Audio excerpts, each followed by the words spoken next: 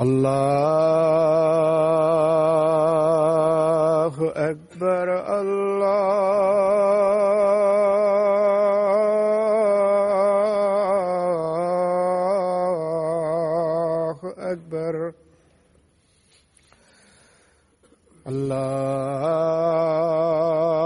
الله أكبر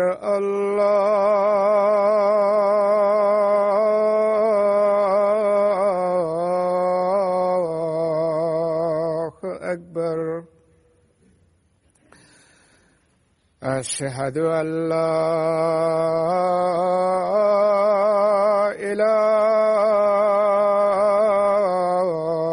إله إلا الله أشهد أن لا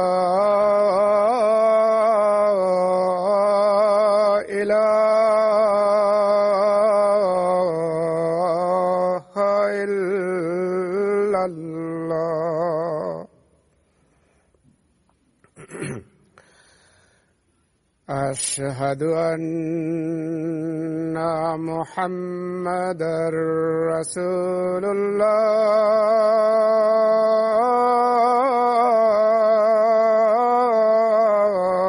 الله أشهد أن محمدًا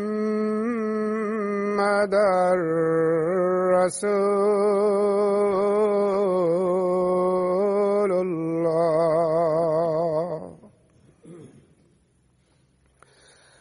حي على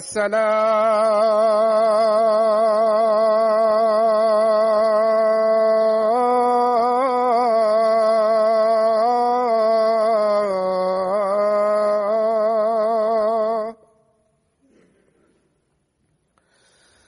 حي على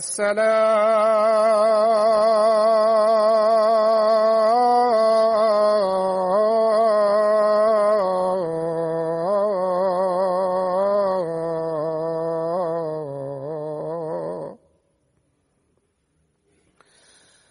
حي على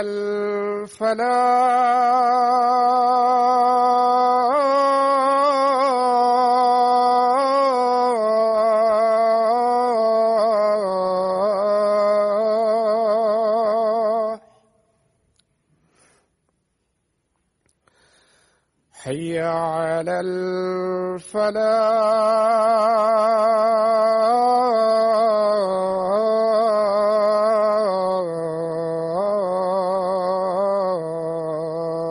الفلاح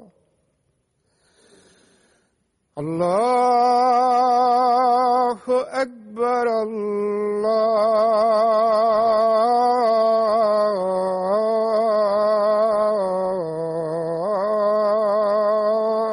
الله أكبر لا إله إلا الله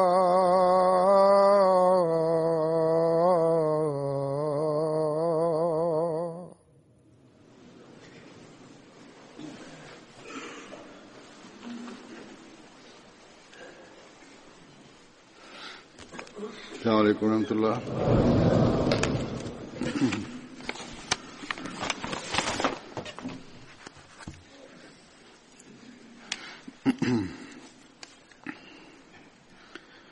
أشهد أن لا إله إلا الله وحده لا شريك له وأشهد أن محمدًا عبده ورسوله أما بعد فأعوذ بالله من الشيطان الرجيم بسم الله الرحمن الرحيم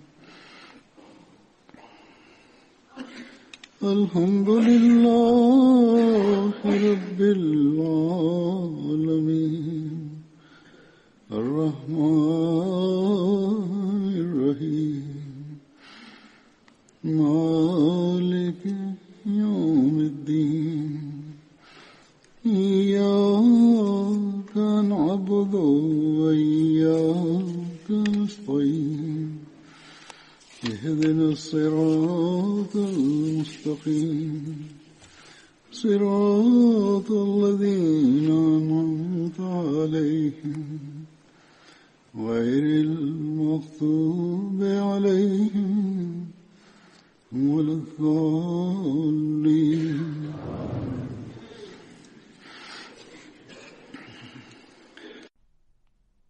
Бисмиллахир-рахманир-рахим.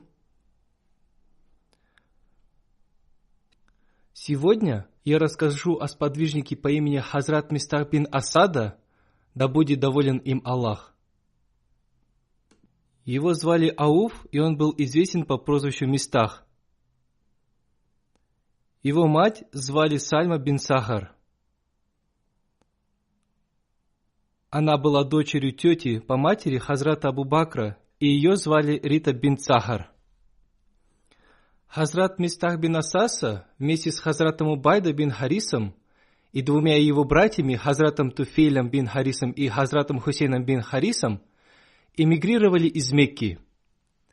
Перед отъездом они договорились встретиться в поселении Наджи. Однако Хазрат Мистах бин Асаса отстал, поскольку был ужален змеей.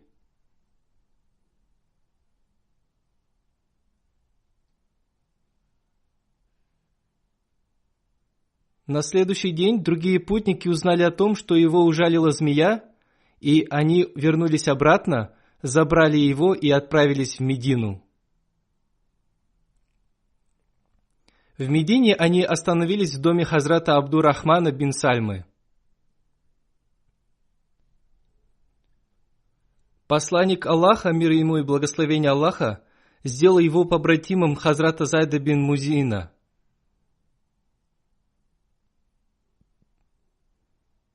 Хазрат Мистах вместе с посланником Аллаха, мир ему и благословение Аллаха, принимал участие во всех битвах, включая битву при Бадре.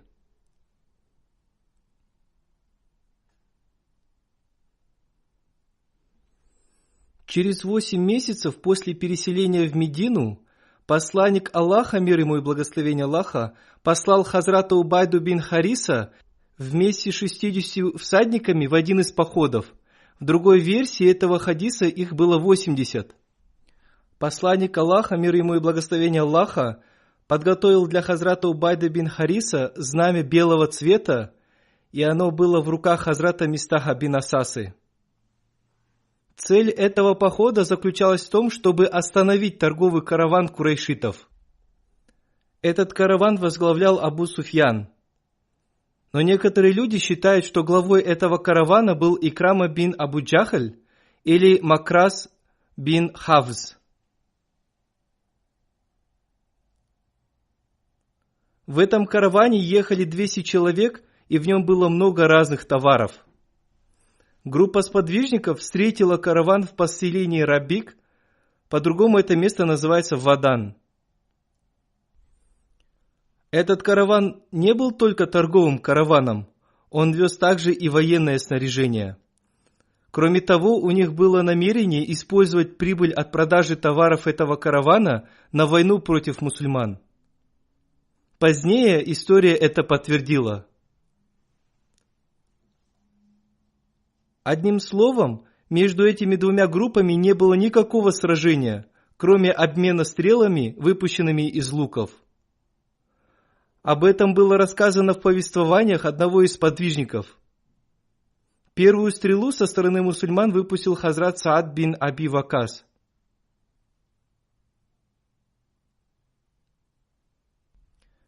Это была первая стрела, которая была выпущена со стороны мусульман. В это время Хазрат Магдад бин Асвад и Хазрат Уяна бин Газван, согласно Ибн Хишаму и Таббари, Утба бин Казван присоединились к мусульманам, поскольку они оба ранее приняли ислам.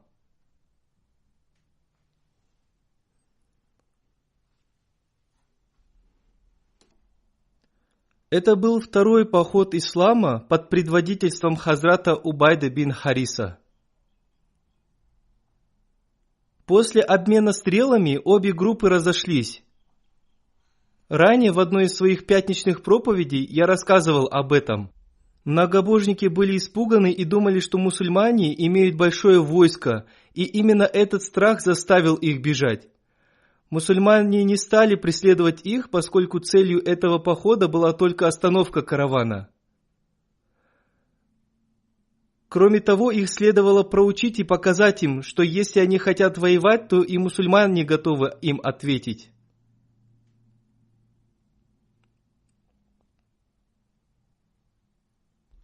После битвы при Хайбаре посланник Аллаха, мир ему и благословение Аллаха, подарил Хазрату Мисту и Ибн Илясу зерно весом 52 сик. В те времена участники военных действий получали трофеи.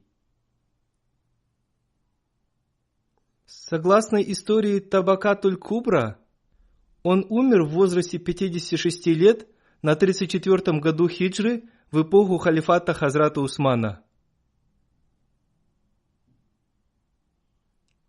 Согласно другой версии хадиса, он прожил до эпохи Хазрата Али и вместе с ним принял участие в битве при Сафине и умер в том же 37 году хиджры.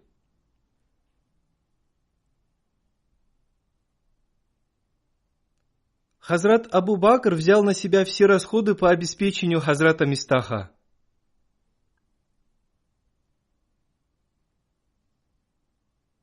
Тем не менее, Хазрат Мистах тоже был среди тех, кто выдвинул обвинения против Хазрата Айши, да будет доволен ею Аллах. После этого Хазрат Абу Бакр поклялся не заботиться о нем. В этой связи Всевышний Аллах ниспослал аят.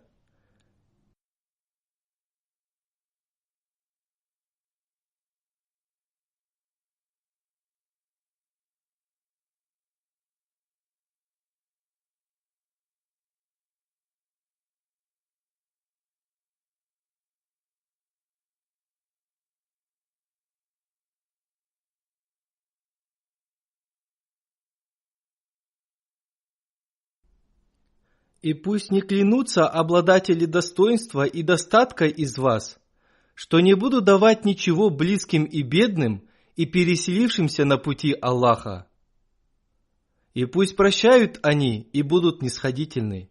Разве не желаете вы, чтобы Аллах простил вас, и Аллах всепрощающий, милосердный?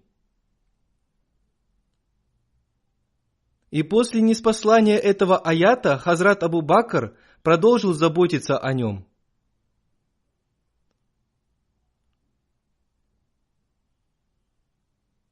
Когда Всевышний Аллах освободил Хазрат Айшу от этого обвинения, те, кто принял участие в этом обвинении, получили наказание.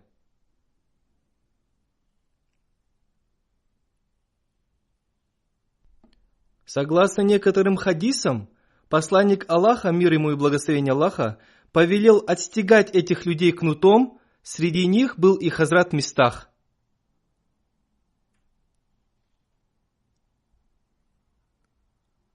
Хазрат обетованный Мессия, мир ему, вспоминая это событие, сказанное сложным обвинением, изрек: это очень важное событие. Оно содержит в себе поучительный урок для мусульман.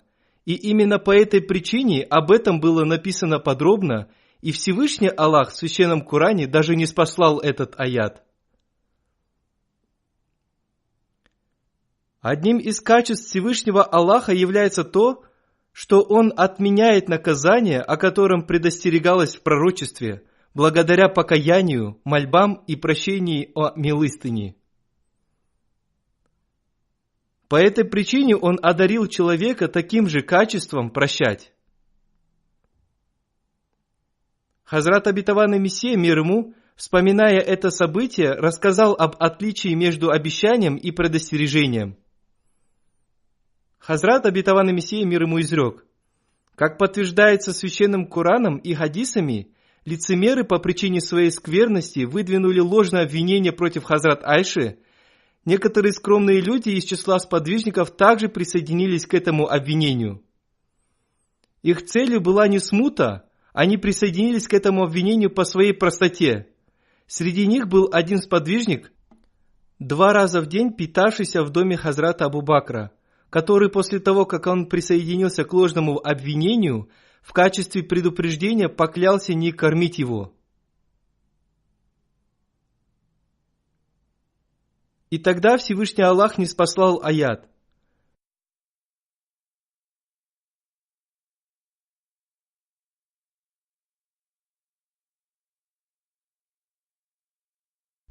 «И пусть прощают они и будут снисходительны. Разве не желаете вы, чтобы Аллах простил вас? И Аллах всепрощающий, милосердный».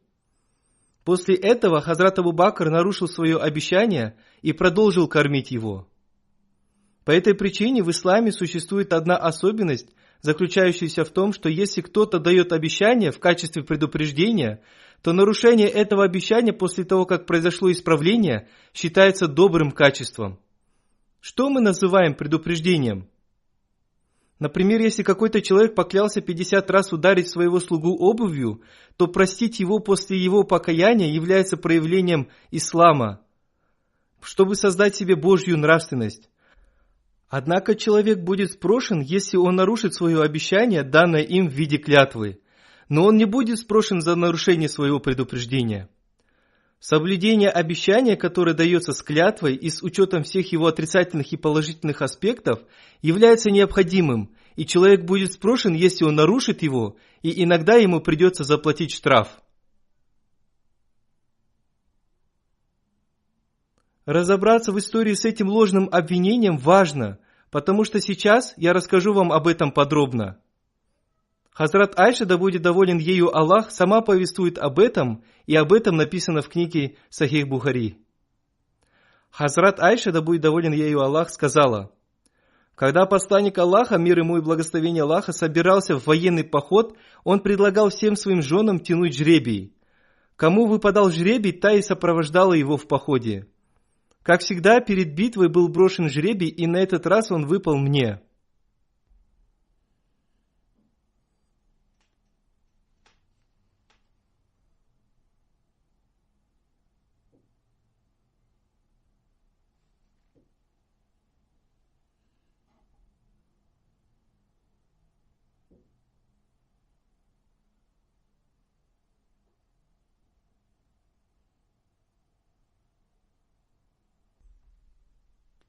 Далее она продолжает.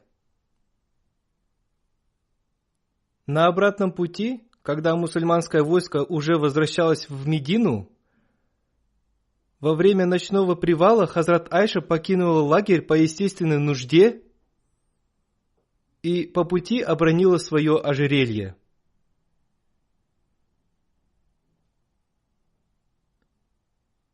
Обнаружив пропажу, она решила, что будет лучше поискать. Во время ее отсутствия войску было приказано трогаться в путь.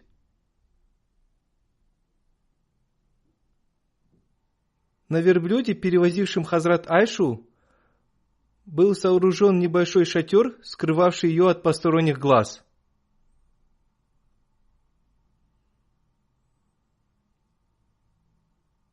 А так как она к тому же была стройной и изящной, никто и не заметил, что ее на верблюде нет, и войско ушло без нее.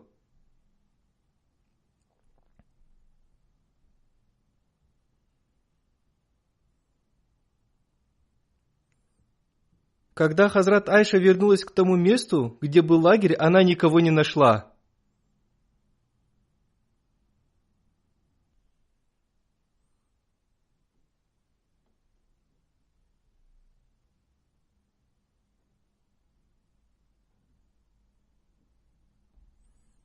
В надежде, что кто-нибудь заметит ее отсутствие и за ней вернуться, она стала ждать на том же месте.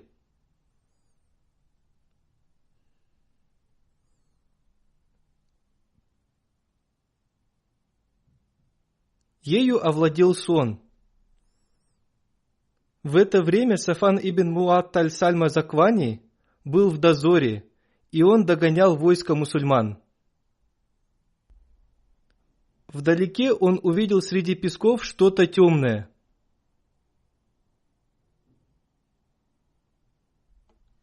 Направив туда своего верблюда, он обнаружил там спящую на земле мать всех правоверных Хазрат Айшу. Увидев ее, он воскликнул: «Инна лилляхи ва инна иляйхи раджиун», и она проснулась. Хазрат Айша села на верблюда, воспользовавшись его помощью. Сафан усадил ее на верблюда и продолжил свой путь, ведя корабль пустыни впереди за поводья. Еще до того, как полуденный зной охватил бескрайние просторы песчаных дюн, они настигли войско на очередной стоянке.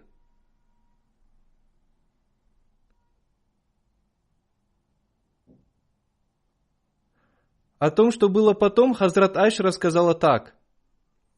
«Когда мы вернулись в Медину, я заболела и слегла на целый месяц. А в это время среди людей поползли слухи, которые распространял Абдулла бин Абай бин Салюль. Но я не знала, о ком и о чем они были, однако, пока я болела, мне показалось необычными некоторые вещи.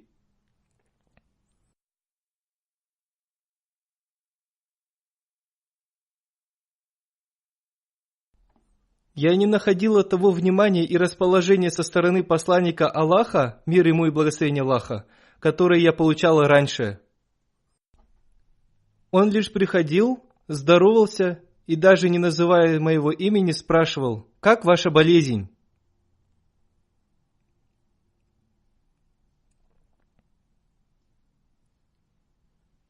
Мне не было известно, что говорили обо мне люди между собой. Но вскоре я поправилась. Однажды ночью мы вместе с дочерью Абу Рухма, матерью Мистаха, с Сальмой, вышли по естественной нужде.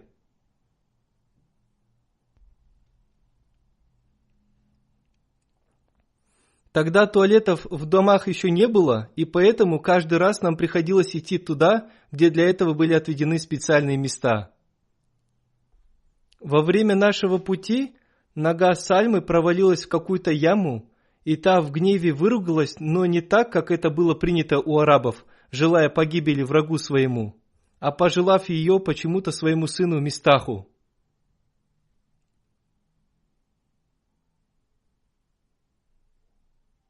Попытавшись образумить ее, я сказала: «Что ты говоришь? Разве можно так говорить об одном из тех, кто принимал участие в битве при Бадре?» Но все, что Сальма до сих пор держала при себе, теперь прорвалось наружу. «Взгляните на эту невинность. Ты будто и не слышала, что говорят люди о тебе самой», — воскликнула она. И она рассказала все, что слышала обо мне в последнее время. Меня будто ударили молотком по голове. Я и представить не могла, что кто-то может распускать обо мне такие слухи. И чем больше я думала, тем тяжелее мне становилось. Не успев полностью справиться с одной болезнью, я приобрела другую. Я вернулась домой, и вскоре пришел посланник Аллаха, мир и благословение Аллаха да пребывает с ним. Он поприветствовал меня и спросил: «Как ваша болезнь?» Я попросила у него разрешения, чтобы он позволил мне вернуться в дом моего отца. Он позволил мне, и я ушла.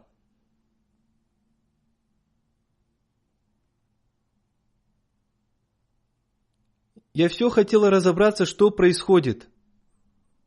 Я спросила у своей матери Руман: «Матушка, как люди могли представить меня в таком виде?» Она ответила: «Не беспокойся, детка, не угнетай себя дурными мыслями. Не бывает, чтобы у такой красивой и любимой своим мужем девушки люди ничего не говорили». «Субханаллах, как только такое могло прийти кому-то в голову?» — ответила я. Эту ночь я провела в доме своего отца, Так и не сомкнув глаз, я проплакала до утра.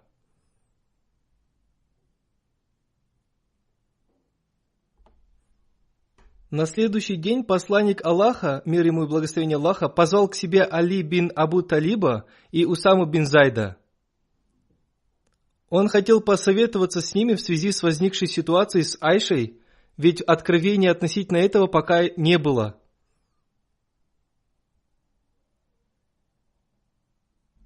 Усама бин Зайд относился ко всем женам посланника Аллаха, мир ему и благословение Аллаха, с любовью и уважением.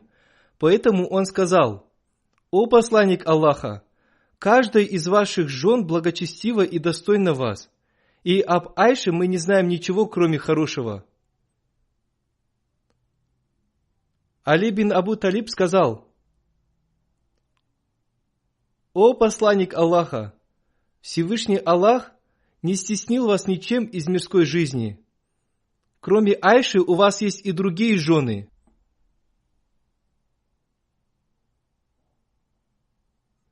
Но если вы хотите знать правду, не спросить ли тогда об этом ее служанку Бариру?»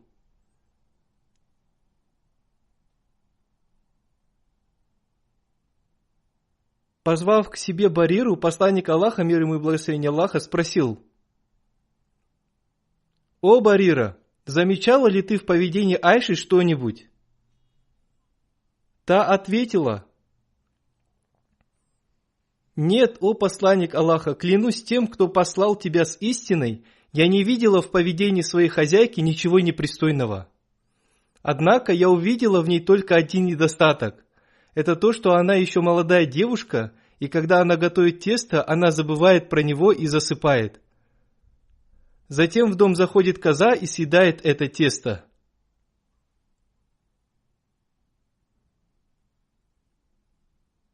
Услышав об этом, посланник Аллаха, мир ему и благословение Аллаха, на следующий день собрал своих сподвижников и выразил свое сожаление в отношении Абдуллы бин Абая бин Салюля, поскольку он распространил это обвинение.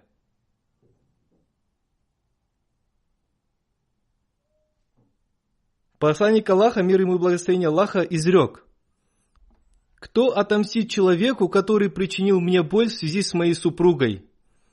Клянусь Аллахом, я не вижу в своей супруге ничего, кроме хорошего, и ее обвинили ни за что».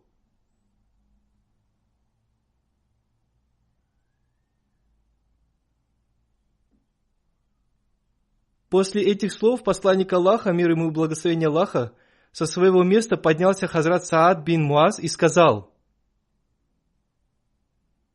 «О посланник Аллаха, клянусь Аллахом, я отомщу тому, кто обвинил ее в этом. Если он из племени Айюс, то я сам отрублю ему голову. Если он является одним из наших братьев из племени Хазрач, то мы поступим с ним так, как вы повелите». Услышав эти слова, со своего места поднялся Хазрат Саад бин Убада. Он был главой племени Хазрач. Он был добрым человеком, но теперь он был разгневан из-за ревности к своему племени. Обратившись к Сааду бин Муазу, он сказал: «Ты сказал неверно. Клянусь Аллахом, ты никогда не убьешь его и никогда не сможешь сделать это». Таким образом, между ними произошла ссора. Затем со своего места встал Усад бин Узейр и сказал: «Я являюсь уже третьим человеком». Затем, обратившись к Сааду бин Усаде, сказал: «Ты сказал неверно. Клянусь Аллахом, мы обязательно убьем того, кто выдвинул это ложное обвинение». Таким образом, он назвал его лицемером, поскольку он поддерживал лицемера. После этого представители двух племен Аус и Хазрач сильно разгневались и готовы были подраться. Однако посланник Аллаха, мир ему и благословение Аллаха, спустился к ним с минбара и успокоил их.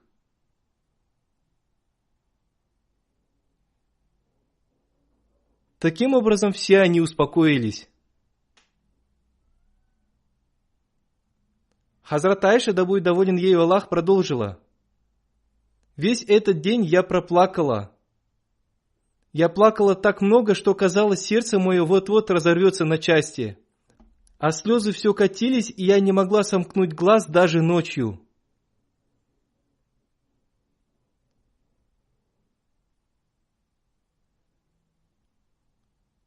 Утром ко мне пришли отец и мать. К нам зашла одна женщина из числа ансаров. Увидев нас в таком состоянии, она, не удержавшись, тоже разрыдалась. Прошел месяц. За все это время посланник Аллаха, мир ему и благословение Аллаха, так и ни разу не пришел навестить нас.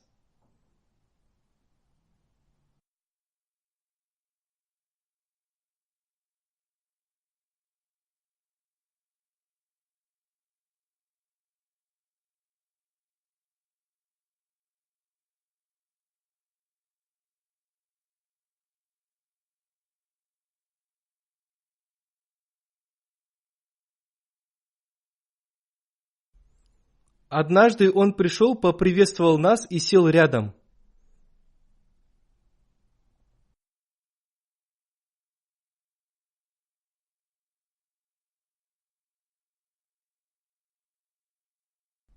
Он воздал хвалу Всевышнему Аллаху.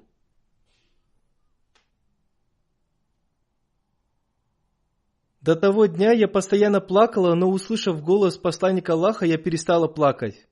Повернувшись ко мне, он сказал: «О, Айша, мне о тебе сказали нечто. Если ты не такая, как о тебе говорят, то очень скоро Всевышний Аллах откроет это. Если же ты грешна, то покайся и проси прощения у Господа. Ведь Аллах всегда прощает тех, кто кается и просит у Него прощения, поскольку Он милосердный». Как только посланник Аллаха, мир ему и благословение Аллаха, перестал говорить, мои слезы высохли. Обратившись к своему отцу Абу Бакру, я сказала: «Ответьте посланнику Аллаха». На что он сказал: «О чем я могу сказать посланнику Аллаха, кроме как о твоей невиновности?»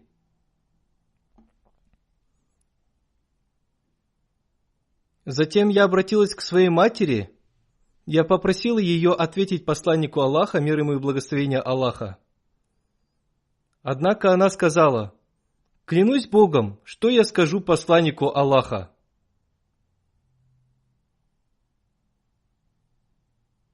В то время я была еще молодой девушкой, и у меня еще не было достаточных знаний священного Корана.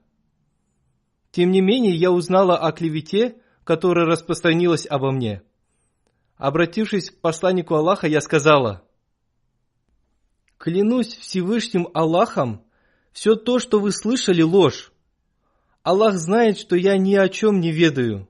И если я скажу, что сделала то, чего не делала, то солгу и оговорю сама себя».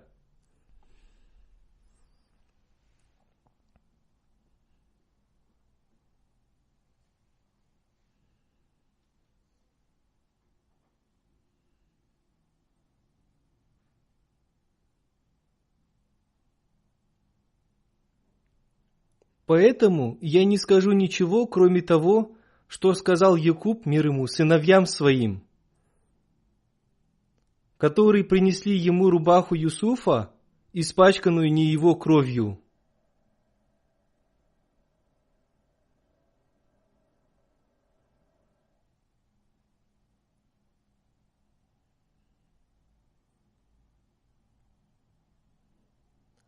Отныне для меня прекрасно лишь терпение, чтобы перенести ту боль, которую вы причинили мне.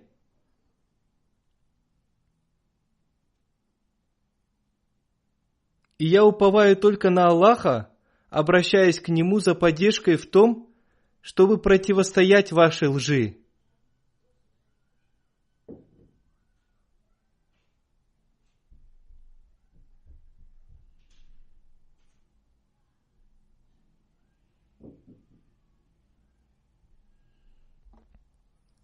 Затем я ушла в свою комнату.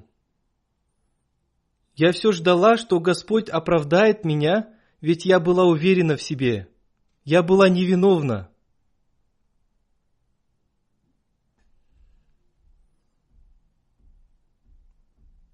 Однако я не была уверена в том, что относительно меня Всевышний Аллах не спошлет аяты, где будет сказано обо мне: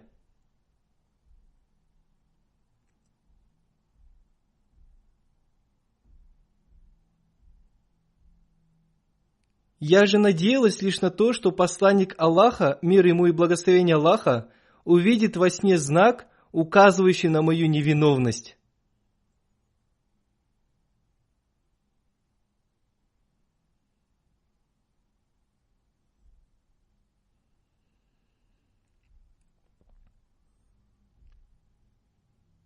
Посланник Аллаха еще не успел встать со своего места, и никто не успел выйти из комнаты, как по его лицу стало заметно, что на него начинает нисходить откровение. Все присутствующие поняли, что пришло божественное повеление. После того, как ниспослание откровения закончилось, он стер с лица капли пота и с улыбкой изрек: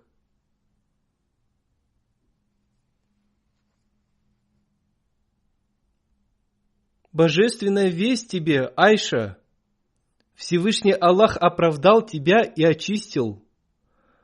Он свидетельствует о твоей невиновности». Затем встала моя мать и сказала: «Встань и поблагодари посланника Аллаха». Я не ожидала, что относительно меня снизойдут аяты, и в растерянности произнесла: «Нет, не встану, клянусь, не встану, и не стану благодарить и воздавать хвалу никому, кроме Аллаха. Всевышний Аллах восхваляет меня в своих аятах». Это следующий аят. «Воистину, группа из вас, те, которые пришли с ложью». Когда люди стали разносить эту ложь, Хазрат Абу Бакр перестал заботиться о Хазрате Мистах бин Ассасе, поскольку и он присоединился к этим людям. Относительно этого Всевышний Аллах ниспослал аят из суры Ан-Нур, а именно: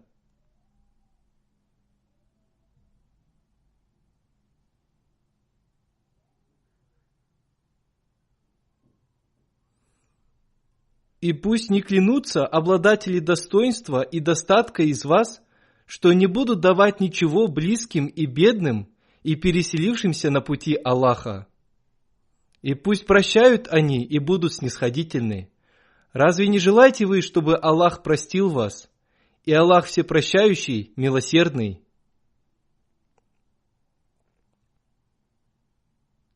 Узнав об этом, Хазрат Абу Бакр, да будет доволен им Аллах, сказал: «Почему я не могу желать того, чтобы Всевышний Аллах простил мои грехи?» И после этого Мистах снова стал получать пищу от Хазрата Абу Бакра. Посланник Аллаха, мир ему и благословение Аллаха, также спросил у Зайнаб бинт Джахш: «О Зайнаб, что ты слышала об Айше? И что ты можешь мне о ней сказать?» Она ответила: «О посланник Аллаха, я оберегаю взор свой и слух от всего, чего не видела и не слышала из первых уст. Клянусь Аллахом, я считаю Айшу святой и не могу сказать про нее ничего плохого, кроме хорошего». Зайнаб – это супруга посланника Аллаха, мир ему и благословение Аллаха, которая сравнила меня с собой. Всевышний Аллах уберег ее от этих обвинений благодаря ее воздержанности. В то время как ее сестра Хамна бинт Джахш склонилась в сторону обвинителей и была уничтожена, как и все остальные обвинители.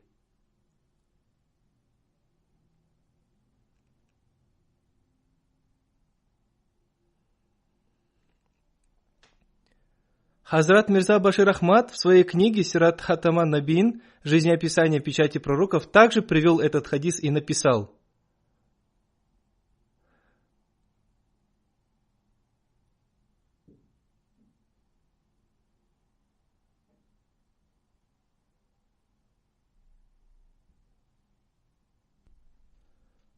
когда он произнес слова «Инна лиляхи ва инна иляхи раджун», я проснулась. Я тут же закрыла свое лицо, поскольку в то время уже было ниспослано повеление о порде. Клянусь Аллахом, он не сказал мне ни слова. Я слышала из его уст только слова «Инна лиляхи ва инна иляхи раджун». Он усадил своего верблюда возле меня и положил на его передние колени свои ноги, чтобы он сразу не встал, Таким образом, я села на его верблюда.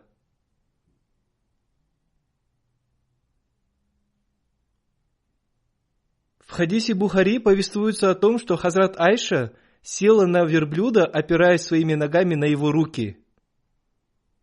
Однако здесь повествуется о том, что он положил свои ноги на передние колени верблюда, чтобы он не встал сразу. Как было уже сказано, это откровение Всевышнего Аллаха было очень важно для Хазрат Айши, и она этого не ожидала.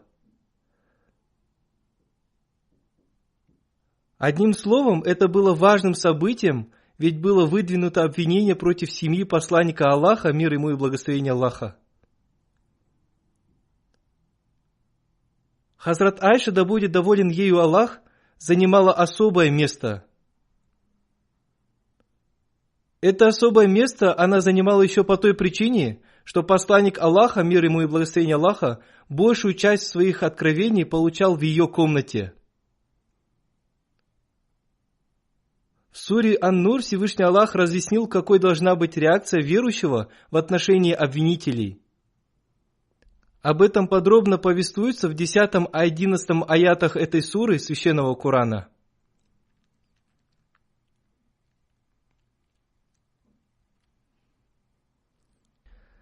Хазрат Обетованный Реформатор, да будет доволен им Аллах, также разъяснил те аяты, которые приводила Хазрат Айша, да будет доволен ею Аллах.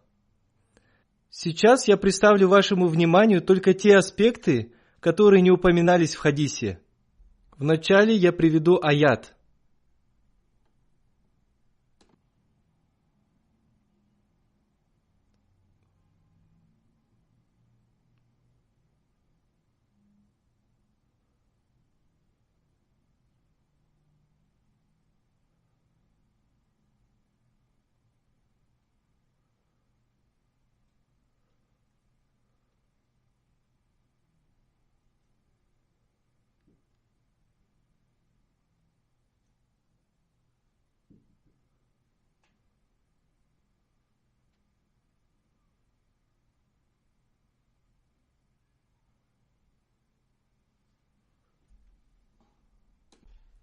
Воистину, группа из вас, те, которые пришли с ложью.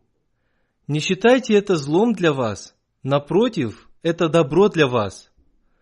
Для каждого человека из них то, что он снискал себе из греха. А тот из них, кто взял на себя большую часть этого, лжи, для него кара великая. Остальные аяты, в которых подробно описывается это событие, следуют после этого аята. Повествуя об этом событии, Хазрат Обетованный Реформатор, да будет доволен им Аллах, написал: когда они вернулись в Медину, Абдулла бин Абай бин Салюль вместе со своими друзьями распространили слух о том, что Хазрат Айша, упаси Аллах, намеренно осталась позади, поскольку она имела связь с Сафаном, который привел для нее верблюда.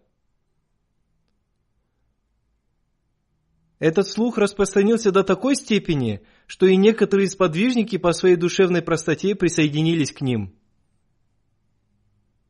Среди них был Хасан бин Сабит, Мистах бин Асаса и одна из подвижниц Хамна бин Джахш, сестра одной из супруг посланника Аллаха, мир ему и благословение Аллаха. И Хазрат Айша, да будет доволен ею Аллах, по этой причине была сильно опечалена. Она была молода и осталась одна в пустыне, и по причине этого страха она заболела по прибытию в Медину. Согласно мнению Хазрата Обетованного Реформатора, да будет доволен им Аллах, причиной этой болезни был страх одиночества.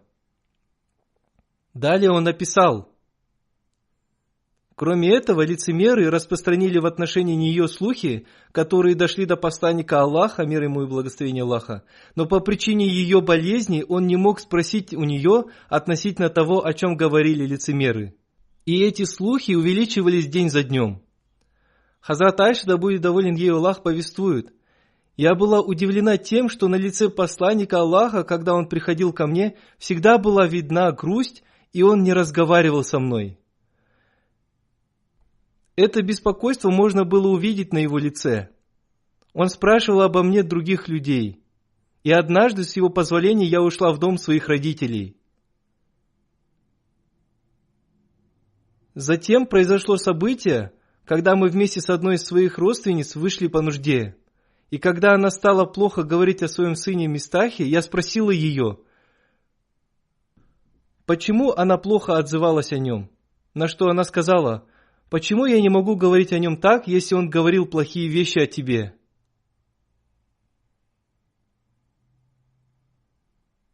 Здесь из ее слов становится ясным, что эта женщина искала повод, чтобы рассказать Хазрат Айше о той клевете, которая распространилась в отношении нее.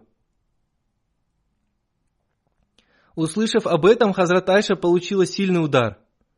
В этот момент, согласно ее словам, она почувствовала сильную слабость и с трудом дошла до своего дома, и в результате этого ее болезнь усугубилась.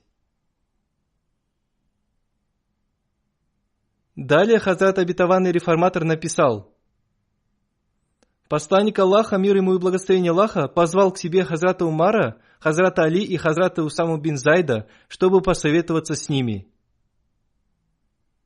Хазрат Умар и Хазрат Усама сказали, что это неправда и что это только слухи лицемеров.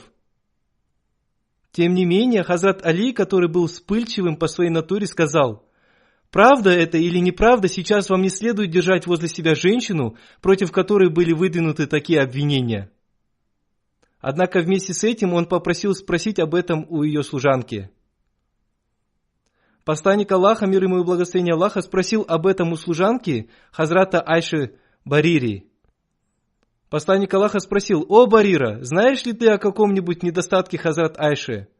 Барира ответила: «У нее нет никаких недостатков, кроме того, что она быстро засыпает». Затем посланник Аллаха, мир ему и благословение Аллаха, вышел из дому и собрал своих сподвижников.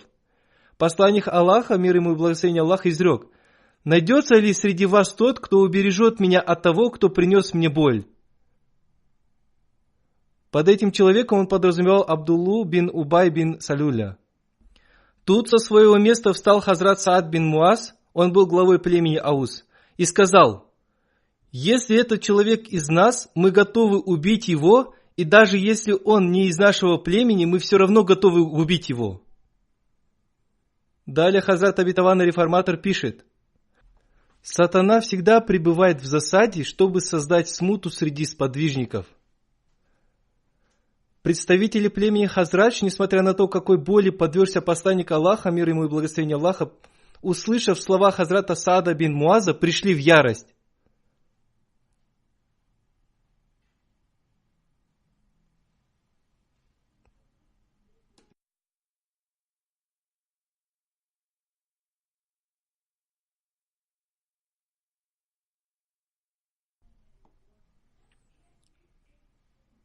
Обратившись к нему, они сказали: «Ты не можешь убить нашего человека, ты не способен сделать это».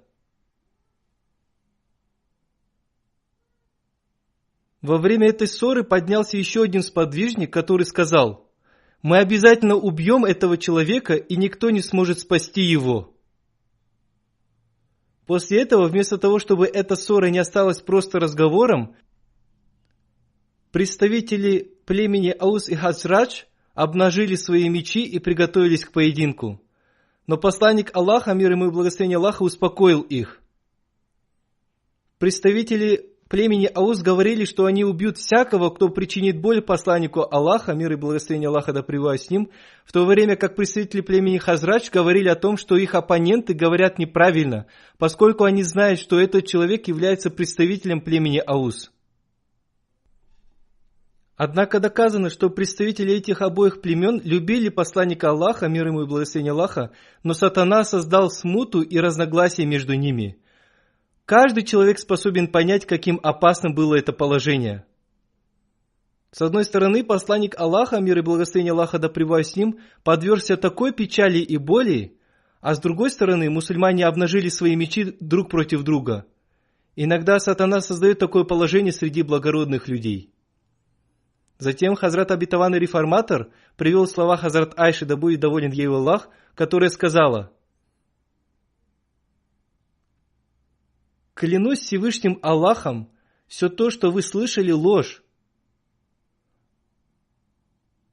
Аллах знает, что я ни о чем не ведаю, и если я скажу, что сделала то, чего не делала, то солгу и оговорю сама себя». Поэтому я не скажу ничего, кроме того, что сказал Якуб, мир ему, своим сыновьям, которые принесли ему рубаху Юсуфа, испачканную не его кровью. Отныне для меня прекрасно лишь терпение, чтобы перенести ту боль, которую вы причинили мне, и я уповаю только на Аллаха, обращаясь к Нему за поддержкой в том, чтобы противостоять вашей лжи. Затем Хазрат Айша, да будет доволен ею Аллах, сказала: «После этого я ушла на свою половину, а посланнику Аллаха, да будет доволен им Аллах, был ниспослан аят, который гласил: «Воистину, группа из вас те, которые пришли с ложью. Не считайте это злом для вас, напротив, это добро для вас. Для каждого человека из них то, что он снискал себе из греха. А тот из них, кто взял на себя большую часть этого лжи, для него кара великая».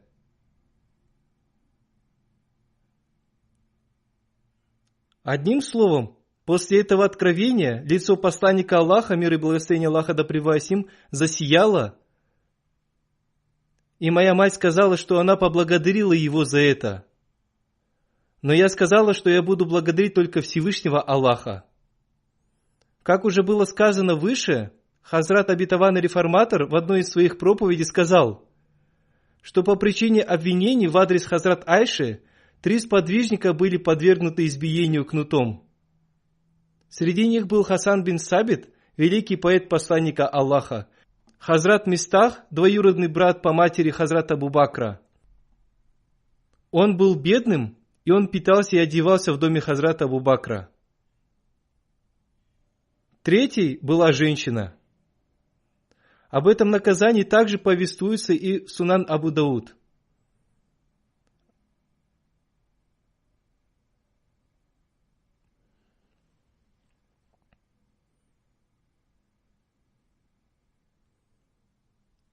Однако некоторые считают, что они не получили никакого наказания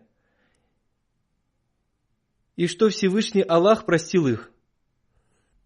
Получили ли они наказание в этом мире или нет, но Всевышний Аллах простил их. Хазрат Мистах также принимал участие и в более поздних походах. Он был из числа тех сподвижников, которые принимали участие в битве при Бадре. Хазрат Мистах обладал высоким статусом. Всевышний Аллах уготовил ему добрый исход и сохранил за ним этот статус. Пусть Всевышний Аллах постоянно повышает его степени. Аминь.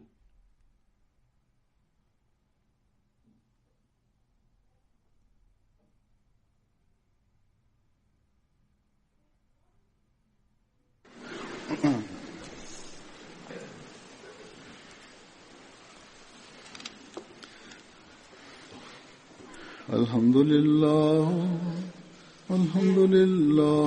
نحمده ونستعينه ونستغفره ونؤمن به ونتوكل عليه ونعوذ بالله من شرور أنفسنا ومن سيئات أعمالنا من يهده الله فلا مضل له ومن يضلل فلا هادي له ونشهد أن لا إله إلا الله ونشهد أن محمدا عبده ورسوله عباد الله رحمكم الله إن الله يأمر بالعدل والإحسان وإيتاء ذي القربى وينهى عن الفحشاء والمنكر والبغي يعظكم لعلكم تذكرون اذكروا الله يذكركم وادعوه يستجب لكم ولذكر الله أكبر